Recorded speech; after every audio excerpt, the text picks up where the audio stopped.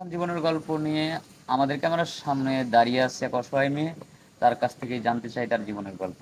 আপু, আসসালামু আলাইকুম, কেমন আছো? ওয়ালাইকুম সালাম, ভালো আছি। আচ্ছা আপু, তোমার বাড়ি কোথায়? ময়মনসিংহ। ময়মনসিংহ। তোমার নাম কি? সোনিয়া। সোনিয়া। তোমার পরিবারে কে কে আছে আপু? কেউ নাই। কেউ নাই? ভাই বোন বাবা মা কেউ নাই? না। তাহলে তুমি এত বড় হয়েছো আমি এত কিভাবে? বড় হয়েছি নানির বাড়ি। নানির বাড়ি। নানা বেঁচে আছে এখন? না। নানা বেঁচে নেই, শুধু নানি বেঁচে আছে। হ্যাঁ, শুধু নানি। পড়াশোনা করছো? করছি। কতদূর পর্যন্ত করছো? আই। আইএ মানে হচ্ছে ইন্টারমিডিয়েট? ইন্টারমিডিয়েট। ইন্টারমিডিয়েট তুমি শেষ করছো না এসএসসি পাস করে আইএ ভর্তি হয়েছিলে? আই ভর্তি হয়েছি আর পড়া হয়নি। আর পড়াবাড়ি বুঝতে পারছি, মানে আইএ পাস করো নাই তুমি, আইএ পর্যন্ত পড়ছো আর কি। যাই হোক, সুন্দর। কোন বিভাগ থেকে পড়াশোনা করছো? সায়েন্স না আর্টস? না। মানবিক মানে আর্টস, আর্টস থেকে পড়াশোনা করছো, আচ্ছা ঠিক আছে। যাই হোক, এখন আমাদের ক্যামেরার সামনে আসার মূল কারণটা কি? কারণ কারণ এখানে তো আপনাদের এখানে অনেকে আসে, দেখি সমস্যার সমাধান হয়। হুম, ভালো মনের মানুষের জন্য। মনের মানুষের জন্য। তো মানে আমি ভাবলাম যে আমি আপনাদের কাছে যাই, আমার একটা ব্যবস্থা হতে হবে। ইনশাল্লাহ, আশা আল্লাহ করি। চাইলে তো অনেক কিছু হ্যাঁ, হয়। অনেক কিছু সম্ভব। খুব আপনাদের মাধ্যমে যদি আমার ভালো কিছু হয়।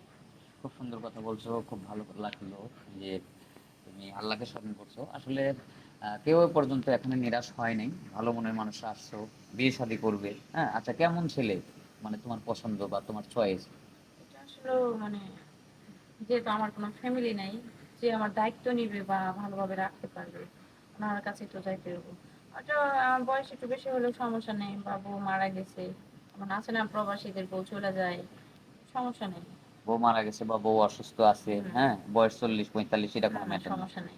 কালো ফর্সা এটাও কোনো ম্যাটার না। না। মানে চেহারা দেখা ভালো যাবে একজন মানুষ লাগে। বয়স হয়ে গেছে, দেখা যাচ্ছে চেহারাও মানে আনস্মার্ট। আসলে তো আমি তো এখানে চেহারা বুঝতে আসিনি, কারণ আমি যে একজন অসহায় মানুষ, আমার পাশে যদি কেউ দাঁড়ায়, আচ্ছা আচ্ছা। আমার হাতটা যদি কেউ ধরে, এরকম মানে ভালো মনের মানুষের যেন ধরে। আচ্ছা আচ্ছা, কর্মটা একটা হুম ব্যক্তি হুম। চাচ্ছ আর কি। যাই হোক, আমরা তো ভিডিও তোমার কথা বা শুনছি বা দর্শকও শুনবে আমরা যখন ভিডিওটা পাবলিক করব। তো তোমার ফোন নম্বর চাইবে, এতে দর্শক তো তোমার সাথে যোগাযোগ করবে, কিভাবে সম্ভব? এটা তো ভাইয়া আপনাদের সাথে যোগাযোগ করতে হবে, কারণ আমার তো ফোন নাই। আদৌ ফোন নাই? না। এখন তো অনেকেরই ফোন থাকে, অনেক অসহায় কিন্তু মানুষের ফোন আমার থাকে। ভাইয়ের ফোন নেই। এটা কেউ তো বিশ্বাস করতে চায় না।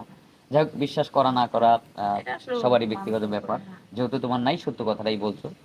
সুপ্রিয় দর্শক, আমরা আর স্ক্রিপ্ট বাড়াবো না। মেয়েটার জীবনের গল্প শুনলেন।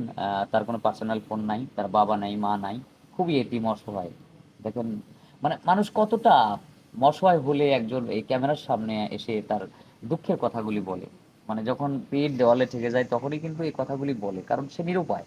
তো যদি কোনো সহৃদয়বান ব্যক্তি এই মেয়েটাকে পছন্দ করে থাকেন, দেখেন মেয়েটা খুবই সুন্দর, অসাধারণ সুন্দর, কিন্তু তার কপাল খারাপ, সে একজন গরিব, তার বাবা মা নেই, এতিম।